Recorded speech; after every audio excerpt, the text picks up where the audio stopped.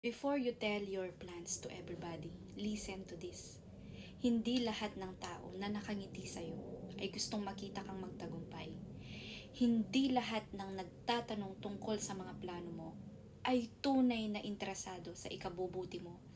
Minsan, mas mabuting tumahimik muna, trabaho muna, bago kwento, aksyon muna, bago anunsyo.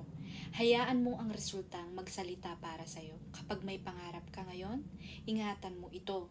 Ibahagi mo lang sa mga taong pinagkakatiwalaan mo, sa mga taong magiging tapat sa'yo, magkokorek sa'yo pag kailangan, at tunay na gustong makita kang manalo sa buhay. Hindi mo kailangan ng approval ng lahat, hindi mo rin kailangan ipaliwanag ang bawat hakbang mo sa bawat tao. Ang mahalaga ngayon, alam mo ang direksyon at ginagawa mo ang tama. Manalangin ka, magtrabaho kang mabuti at magtiwala sa timing ng Diyos.